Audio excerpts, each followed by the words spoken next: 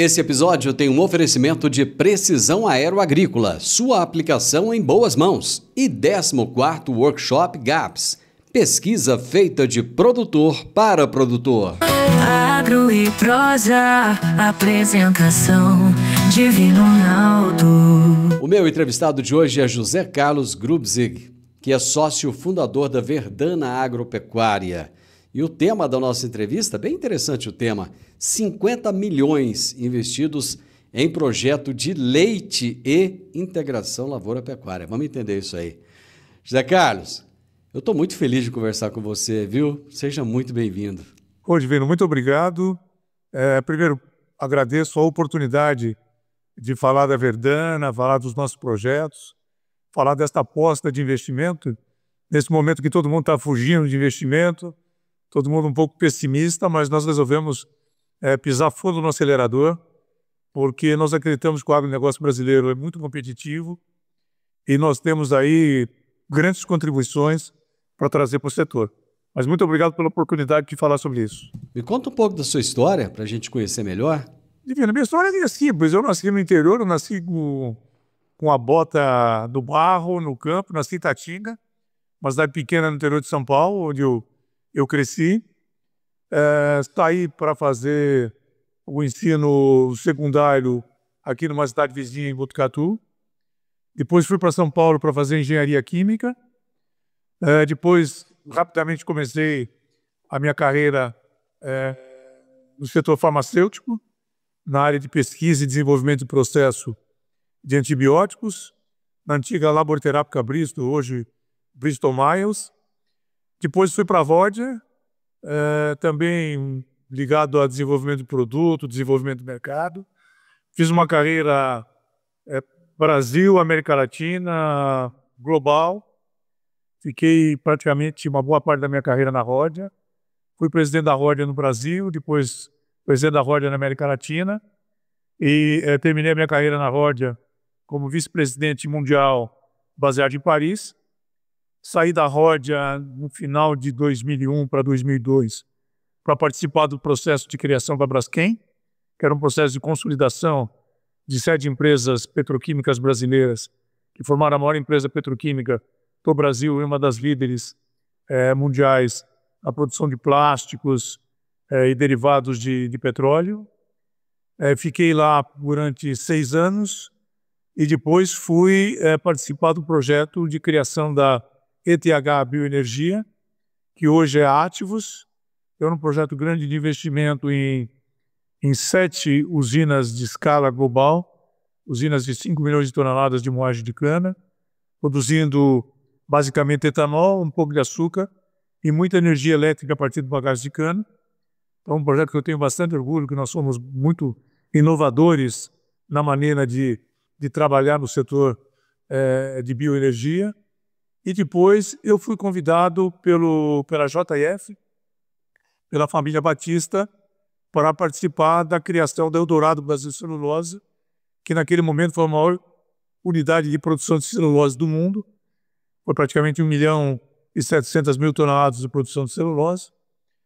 Basicamente 95% do mercado internacional. E em 2017 eu renunciei à minha posição para empreender nos meus negócios, o family office da minha família, investimentos na área de tecnologia, tecnologia de informação, fintechs, áreas de meios de pagamento, áreas de software e também uma coisa que sempre foi minha paixão, que foi o agronegócio, né? E aí surgiu a Verdana, de um lado, o meu filho criou a Celion Biotecnologia, que hoje é referência na área de coleta, processamento, congelamento e prestação de serviço na área de reprodução animal.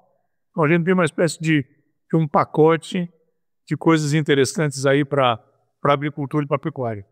Zé, você tem uma vida corporativa extremamente bem-sucedida. É um homem que morou em Paris, que tem... O que te fez colocar a bota de novo e pisar na terra, cara? A paixão e o prazer juntos na vida, né? Eu gosto da vida no campo, gosto de empreender, sempre gostei de tecnologia, até pela minha origem de formação, engenharia química. Então, eu sempre tive ligado, a minha vida toda foi ligado em tecnologia, inovação, novos produtos, novos mercados. Então, eu estava no momento da vida que, primeiro, eu acredito que o agronegócio brasileiro tem um potencial muito grande, já tem muita coisa realizada, tem um potencial provado, mas eu acho que a gente está ainda no limiar de uma nova revolução nesse negócio, com a genômica, a inteligência artificial, toda a parte de monitoramento eletrônico, toda a tecnologia de imagem. Então tem uma nova ruptura tecnológica que vai levar tanto a pecuária quanto a agricultura brasileira para um novo patamar de ganho de produtividade, de competitividade, de qualidade. E eu não tenho dúvida que o Brasil vai ocupar todos os espaços no mercado internacional de proteína e vai alimentar o mundo. Então, acho que essa é uma questão, para mim, muito clara.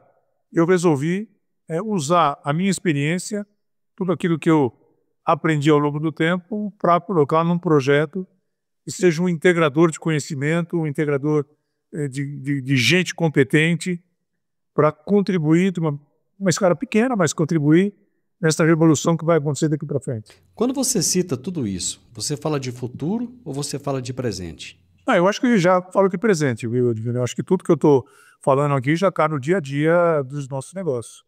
Eu vou dar um exemplo. A gente resolveu investir num projeto de leite. Então, nós estamos fazendo um projeto que eu chamei de vitrine tecnológica do leite, para ser um pouco diferente de ser um produtor de leite tradicional. É evidente que a gente vai produzir leite, vai ter vaca, vai ter ordenha de manhã, vai ter ordenha à tarde, vai ter silagem, vai ter tudo isso. Mas o objetivo é ir um pouco além disso. Primeiro, uma opção de investir no leite tropical. Os americanos e os europeus já investiram no que a gente chama da vaca holandesa, da Holstein. Então aí já tem um grande trabalho feito e a produtividade já está lá em cima. Mas o leite tropical ainda tem muita coisa a ser feita. Então eu escolhi o Giro e o Girolando como base do nosso projeto de leite e produzir Girolando meio sangue e focar o projeto em Girolando 3/4, ou seja, um nível de tecnologia mais elevado do que a média do rebanho de Girolando brasileiro, está mais no meio sangue, tem rusticidade e precisa de menos cuidado e menos tecnologia. E esse projeto leite ele vai estar baseado, primeiro, numa genética superior, genotipagem de todo o rebanho. Então, nós vamos genotipar tudo que está nascendo aqui, e os animais de referência serão todos genotipados. Fazer acasalamento genômico, então não fazer um acasalamento pelo fenotipo, mas olhar o que o DNA está dizendo e quais são os melhores acasalamentos genômicos para ter fertilidade, produtividade, stability, né? O tempo que um animal desse fica no rebanho, que aí traz um retorno muito grande, e ter a capacidade de repor os animais que nós vamos precisar para o nosso projeto, para a nossa construção, e também, no momento certo, disponibilizar essa genética diferenciada para o mercado brasileiro e para os mercados tropicais que vão se desenvolver, o mercado da América Latina e o mercado na África, que eu acho que vai crescer bastante. E por isso que eu escolhi o Girolando, viu, Divino? Porque eu acho que o Brasil pode ser um grande polo exportador de genética diferenciada na América Latina toda, indo até o México, e também na África e, eventualmente, em alguns lugares da Ásia. Além disso, a gente vai fazer todo o processo reprodutivo com embriões sexados de fêmea. Então, a gente já vai pular a etapa do IATF, que hoje é considerado modernidade na pecuária brasileira, mas eu quero ir para embriões sexados de fêmea. Então, a gente vai ter uma taxa de nascimento na fazenda da ordem de 95% de fêmeas, e fêmeas de alta qualidade genética. Então, isso se dá uma taxa de reposição e uma taxa de aproveitamento para poder vender genética para terceiros. Toda a parte de monitoração, telemetria do rebanho, então é tudo em compost barn. Com o que eu vi de melhor aqui no Brasil, Eu visitei muita gente, visitei muitas propriedades para tentar fazer um modelo que não tem nada de novo, mas uma integração um pouco diferente do que eu vi por aí. Eu tentei fazer o melhor das partes e fazer um projeto que seja competitivo, rústico, simples, com um custo de investimento mais baixo, mas que tenha todos os benefícios de um projeto extremamente produtivo e extremamente rentável. Então, telemetria está acoplado, bem-estar animal, sustentabilidade, baixo uso de mão de obra, uma mão de obra mais qualificada e mais preparada para lidar com esse pacote tecnológico. Então, softwares, os sistemas de gestão, tanto na parte reprodutiva quanto na parte de gestão, e uma camada de inteligência artificial para poder tratar todos esses dados que vão ter de nutrição, de reprodução, de genética, de temperatura, de umidade, de suplemento, para a gente poder usar todos esses dados e tudo que vem no monitoramento, produção diária, qualidade do leite, para a gente poder usar e explorar esses dados todos para continuar progredindo em permanência. Então, esse é o conceito e o que eu gostaria de fazer da vitrine tecnológica do leite. É evidente que eu estou na fase ainda de falar muito, e se você vir aqui não tem tudo isso ainda integrado e aplicado, mas esse é o objetivo e a gente vai chegar lá, eu tenho certeza que mais rápido do que a gente imagina. Zé, eu vou fazer uma pausa para os comerciais e a gente volta já já. Alta tecnologia, eficiência e produtividade no campo. Com a precisão aeroagrícola, você tem maior uniformidade na aplicação, sem amassar plantas e sem compactar o solo. Tudo isso com menor impacto ambiental e uma equipe comprometida com ética, respeito, inovação e resultados. Certificação em aplicação aeroagrícola sustentável, base em Catalão e pontos de apoio em Goiás, Minas Gerais e São Paulo. Precisão Aeroagrícola, sua aplicação em boas mãos. Acesse www.precisãoaeroagrícola.com.br. Estou conversando hoje aqui no programa com José Carlos Grubzig, um grande empreendedor, um homem visionário e que sonha com uma pecuária de altíssimo nível. Aliás, sonha não, ele está colocando em prática. Zé Carlos, você falou que visitou muita gente para poder ver o que você queria. Tem alguém que foi sua referência, que você olhou e falou assim, nossa, esse aqui é onde eu quero chegar, ou então é a partir daqui que eu quero começar? Alguém que você poderia falar assim que... Não, posso sim. Eu visitei muita gente competente, com um nível de genética espetacular, com projetos extremamente bem estruturados, mas eu gostei muito e me inspirei muito no projeto da Santa Luzia, do Maurício e da família lá em Passos.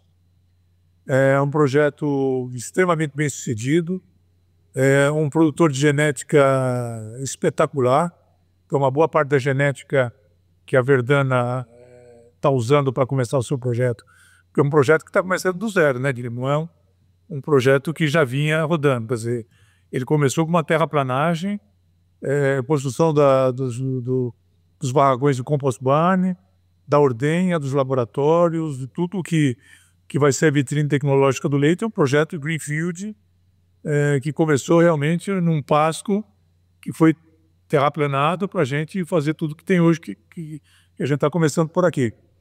Então, ele me deu a inspiração de fazer um projeto simples, robusto, mas ao mesmo tempo extremamente competitivo e produtivo. Mas eu vi também outros projetos do Canto Porto, da Colorado, do pessoal ali da Bertin em Lins. Então, muita coisa boa, muita gente competente, mas eu tentei fazer um projeto que fosse a nossa cara para ter o nosso objetivo e ter um nível de geração de conhecimento e geração de tecnologia que eu gostaria de ter. A Colorado é fenomenal, né? Eu tive lá, cara, o que é aquilo? Eu fiquei impressionado com aqueles animais, aquelas 2.500 vacas, assim, tudo deitadinho, sem fazer barulho, tranquilinha. A hora que ela quer, ela vai lá e é ordenhada. Ah, mas isso eu achei espetacular. É fantástico. Porque o meu maior prazer aqui é eu passar na parte da manhã, você vê as vacas todas deitadas, já todas bem nutridas, com conforto térmico, com uma cama que foi toda mexida, seca, com sistema de ventilação, controle de temperatura. E isso te dá a sensação de que o projeto está indo na direção certa, né? Você vê aquelas vacas, depois que vão para a ordenha, que passam por aquela aspersão que reduz a temperatura, que elas relaxam, que elas ficam paradas, que elas já fazem o caminho sozinhas, não precisa quase ninguém para fazê-las entrarem na ordenha. Né? Uma serenidade, uma tranquilidade, aquele silêncio, não tem vaca em desconforto, as vacas não se mexem na hora da ordenha, uma ordenha super tranquila, o leite de alta qualidade. Então, é uma máquina muito azeitada que mostra que você está fazendo o trabalho certo, né? Quando você fala de tudo isso, a impressão que dá é que você viveu isso a vida inteira. Em comunicação, a gente chama de laboratório, fazer laboratório, quando você vai aprender alguma coisa, né? Quanto tempo você ficou estudando para chegar nesse patamar de conhecimento que você tem agora? Na realidade, a minha vida toda, pelo seguinte, a Rodia sempre foi um líder nos negócios ligados ao agro e à pecuária. Eu fui o dirigente da Rodia Agro que vendia e desenvolvia produtos para a agricultura. Então, herbicidas, fungicidas, inseticidas, maturadores de crescimento para a área de cana, látex, essa coisa toda. Então, eu tive um pé muito grande no agro através de pesquisa, desenvolvimento de novas moléculas, desenvolvimento de agro no mundo todo. Eu fui responsável pela Rodia Merrier. Talvez o pessoal mais jovem não se lembre, mas a Rodia Merrier era líder no setor de produtos veterinários, líder na área de vacinas, da aftosa e todas as vacinas, que depois a Rodia Merrier se fundiu com a Merck para fazer a Aventis, que hoje faz toda a parte dos Ivomex da vida, aquela coisa toda. Eu também fui responsável do negócio de nutrição animal, então todos os aminoácidos, metionina para nutrição animal. Trabalhei na ITH, que estava muito ligado ao campo. Trabalhei na Eldorado, que tinha milhares de hectares de eucalipto e toda a parte de mecanização e tecnologia ligada ao agro. Então eu chego nesse projeto e nos projetos próprios nossos da Verdana com uma bagagem muito grande nos diferentes lugares por onde eu passei. E eu, na realidade, nasci no interior, meu pai tinha ligação com o campo, e eu sempre gostei disso. Então, eu não tinha aquela mão na massa de um projeto de leite com essa escala, mas eu já tinha os conceitos e a observação e o conhecimento que eu desenvolvi na minha carreira inteira, entendeu? A estimativa é de produção de 20 mil litros de leite por dia. Como é que vocês chegaram a esse número? Olha, hoje nós estamos com um compost barn, que vai ter aí cerca de 250, 260 vacas. Nós estamos ainda no processo de criação do rebanho. No começo do ano que vem, a gente já vai duplicar esse projeto, vai ficar com 2 compostos para ir aí a 500 vacas, 550 vacas. E a minha estimativa de produção desse girolando, a hora que nós tivemos o rebanho já na segunda passagem, já com os acasalamentos, nós estamos fazendo os touros holandeses top. É uma média aí de 35 a 38 litros de leite por dia por vaca. Então a gente já chegaria nesses 20 mil litros de leite de produção diária com essas 500 e tantas vacas que estão no projeto. Hoje, com o primeiro barracão, a gente já vai chegar, eu imagino até o final do ano que vem, em 10 mil litros de leite. E leite com uma qualidade absolutamente impecável. Nós estamos fornecendo para Tirolês, que é um produtor de queijo aqui da região, que já é exportador de queijo e também tem um controle de qualidade muito grande. E eles estão acompanhando o projeto e estão muito impressionados com a qualidade que estão vendo. Então, é um projeto até final de 2026, a gente já está com 500 e tantas vacas e indo nessa direção aí dos 20 mil litros por dia, viu? Vocês pretendem industrializar esse leite, como a Colorado faz, por exemplo? Não, por enquanto não. O meu objetivo hoje é chegar nos 20 mil litros para ter uma escala mínima que faça um projeto bem rentável, focar no desenvolvimento de uma genética girolando de alta produtividade, com rebanho bem estável, todo genotipado, muito homogêneo em 3/4, e criar uma base de girolando meio sangue para poder posicionar a Verdana também como fornecedor de genética para esses mercados. Eu acho que o mercado brasileiro vai evoluir mais e mais para o 3/4, que vai ser um rebanho de mais produtividade, sem perder a rusticidade. Então eu quero ter um projeto de leite de 20 mil, mais uma venda de genética, que leve esse projeto aí para 50, 60 milhões de reais de faturamento aí até final de 2026, começo de 2027. Onde é que entrou aí a integração lavoura-pecuária? Como é que aconteceu? Então, esse é um projeto do leite, onde a gente vai ter 540 vacas por aí, 20 litros, produção de genética, produção de tecnologia, e isso já está em andamento. Aí eu sempre tive um projeto de melhoramento de Nelore PO. Então, nós tivemos um grande momento de pista, de Nelore de elite, Nelore de produção para fazer touros reprodutores. E no final de 2023, nós resolvemos mudar um pouco o projeto lá em Camaquã, no Mato Grosso do Sul.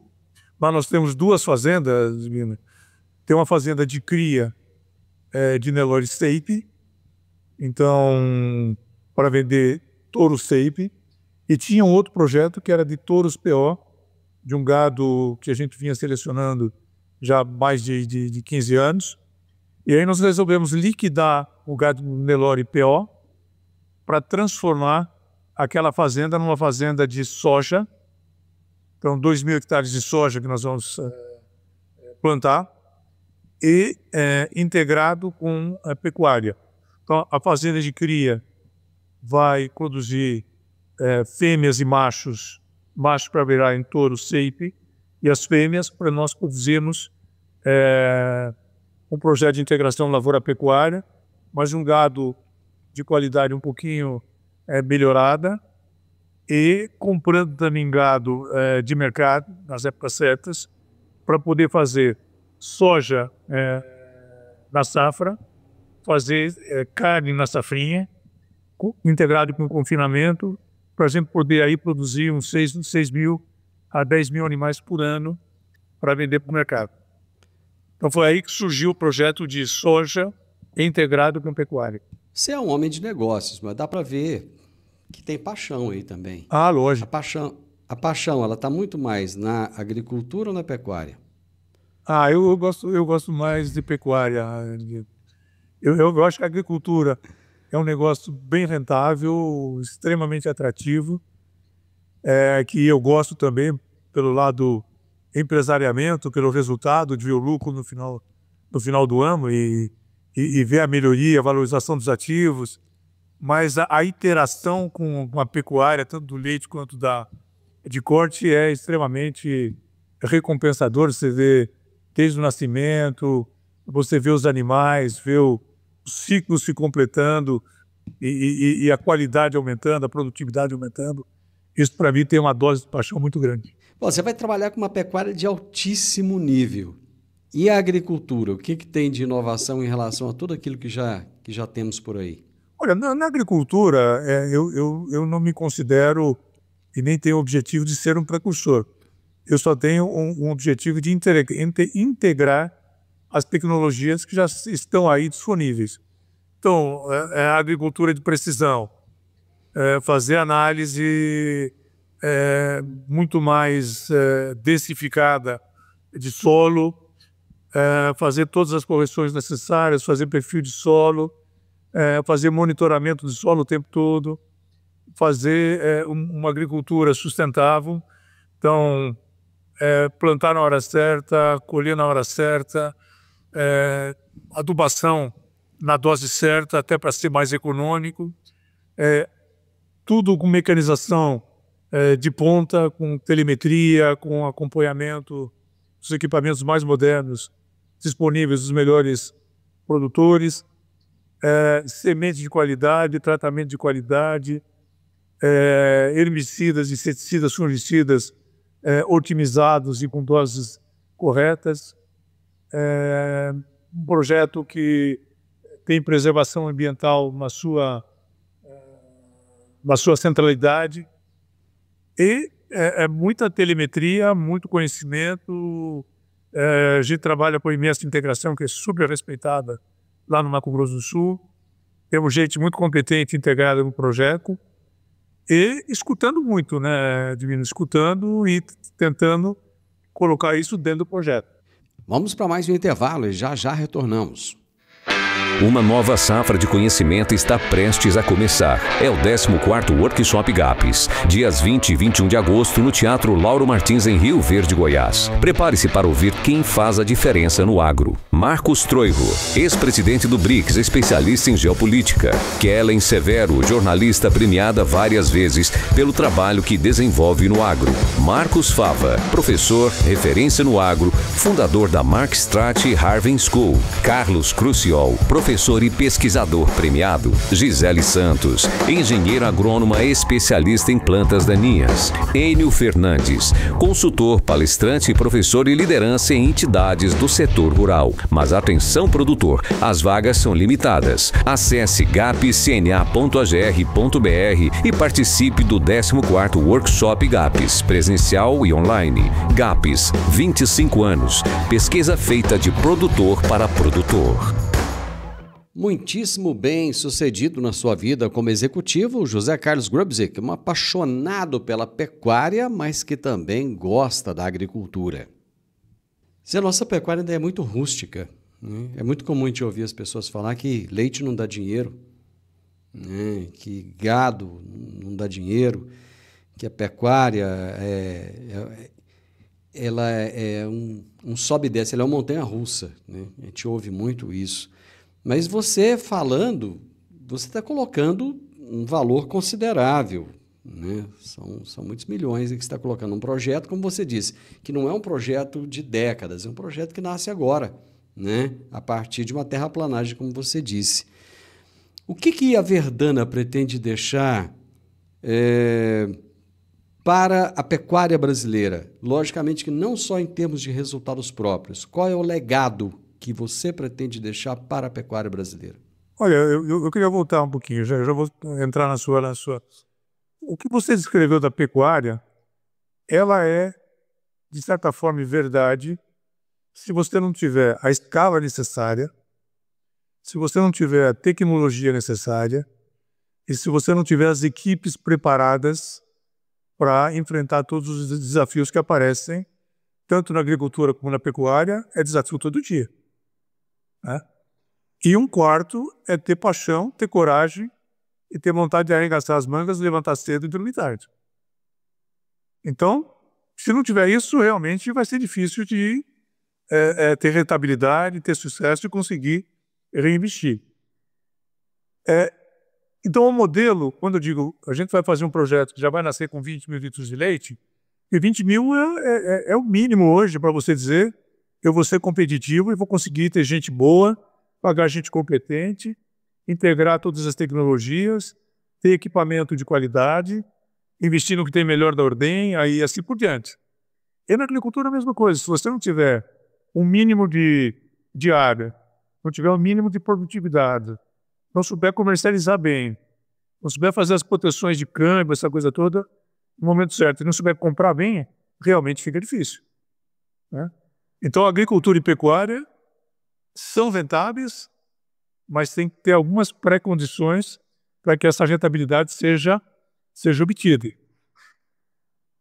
A sua pergunta, o que eu quero deixar de legado? Eu quero deixar de legado essa questão de tecnologia, inovação e sustentabilidade são irmãs trigêmeas que têm que andar junto para que o projeto seja perene, rentável e competitivo. Eu gostaria, eu não vou ser pretensioso de dizer transformar a raça Girolando, não é isso, não quero ser arrogante nem pretensioso. Mas quero dar a contribuição de trazer genotipagem, de fazer uma avaliação alimentar. Então, dentro do projeto da Verdana, a gente também está fazendo um ecofeed para medir conversão alimentar e produção de leite. Quer dizer, integrar tudo isso para dizer, olha, a gente vai aumentar a acurácia no acasalamento de holandês com gir, fazer um girolando que seja mais confiável na reprodução e na produtividade, e trazer tecnologias robustas no resultado, mas simples na implementação. Porque o ambiente de fazenda, ele não pode requerer coisas muito sofisticadas. Então você tem que ter tecnologias muito robustas no resultado, mas que sejam simples na implantação e simples na convivência com o pessoal que trabalha no campo. Então, esse eu gostaria de deixar o meu legado. E deixar para os meus filhos e para os meus netos, um legado de responsabilidade, de coragem, de determinação, de tomar risco para empreender, que eu acho que são os grandes legados que a gente deixa para a família e para as pessoas que convivem com a gente. Zé, lá no início, eu falei da longa experiência que você tem à frente de grandes empresas, você contou a sua história aí, seu currículo. Que conselhos você daria hoje para esses produtores rurais que nesse momento estão apreensivos? A gente vive um momento de muita apreensão, de muita incerteza, né, em relação às questões políticas, aos impactos geopolíticos, né? O mundo, até costumo dizer o seguinte, onde não tem guerra com armas, tem guerra comercial. Estamos entrando em um ciclo de baixa do agronegócio? Você acredita nisso ou não? As pessoas... Você falou de colocar o pé no freio e você falou de acelerar.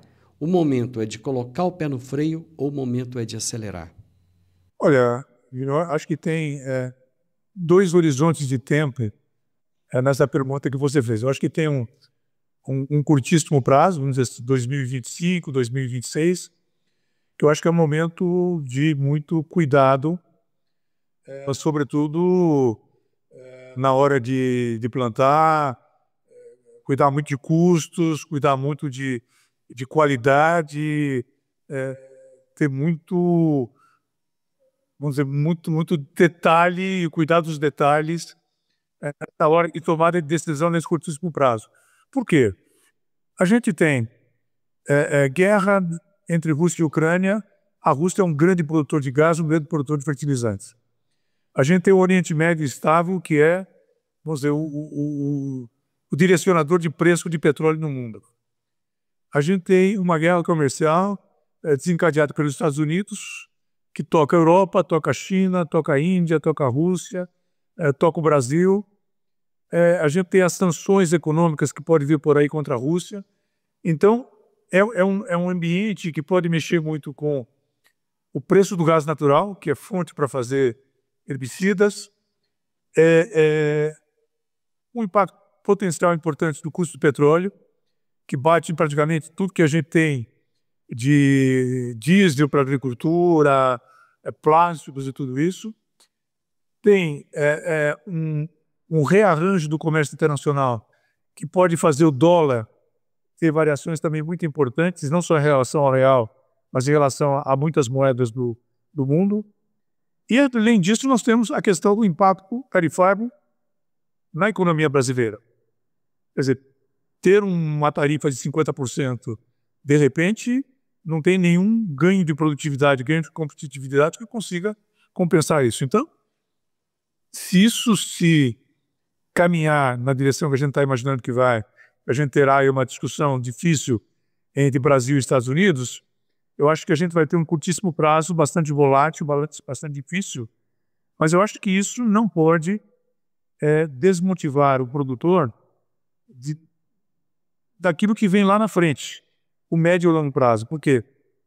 o Brasil é e será cada vez mais competitivo do lado da agricultura e do lado da pecuária. Os mercados globais precisarão mais e mais de alimentos. Então, eu acho que tem que ter cuidado sem ter medo, não é uma questão de ter medo e ficar imobilizado. Cuidar, mas agir. E acho que do outro lado é investir no médio prazo para poder aproveitar as oportunidades que vêm pela frente. Do meu lado, eu olho demais o custo no curtíssimo prazo, mas ao mesmo tempo a gente está investindo para o médio e longo prazo. Não sei se dá para entender essa dicotomia aí, essa diferença entre olhar o custo e apertar o cinto agora, naquilo que é custo, naquilo que é otimização dos recursos, ao mesmo tempo liberando mais capital para investir, para ganhar lá na frente, que com certeza o Brasil vai ser o grande ganhador desse jogo todo. Zé, você seria um excelente professor, porque você é didático, você explica muito bem. Parabéns. Obrigado. Eu ficaria horas aqui conversando com você se nós tivéssemos tempo, mas isso não nos impede de, num outro momento, sentarmos um de frente para o outro e conversarmos horas a fio. Te agradeço imensamente por dedicar o seu tempo aí para mim, para minha audiência e pelo aprendizado que você deixou aqui. Parabéns por ter essa visão, principalmente da pecuária, essa visão tão avançada, essa visão tão bonita. Eu espero que a gente possa ver a pecuária nacional num outro patamar, assim como a gente vê hoje a agricultura, né? Num outro patamar. Muito obrigado. Olha, Divino, eu que agradeço. Eu acredito muito na pecuária brasileira, acredito muito na agricultura brasileira. Ela já está aprovada, não tem nada que questionar, não tem dúvida do que ela é capaz de entregar. E queria aproveitar também essa oportunidade para te convidar para vir aqui, para conhecer a Verdana, conhecer a Celeon, olhar de perto tudo que a gente está fazendo e também convidar quem tiver interesse tanto na área da pecuária de leite, na área da pecuária de corte para visitar a Celeon, e quem tiver também interesse em visitar o nosso projeto no Camaquã, todo mundo está convidado, serão super bem-vindos e muito bem recebidos. Pode ter certeza que vai ser uma honra. Obrigado, viu? Obrigado, Divino. Obrigado pela oportunidade. Gente, eu tive o prazer, o privilégio de conversar com o José Carlos Grubzig, que é o sócio fundador da Verdana Agropecuária. Ele nos trouxe aqui uma visão extraordinária da pecuária brasileira, daquilo que ele entende que é o projeto de vida dele daqui para frente. Que a pecuária brasileira possa seguir esse caminho a cada dia mais.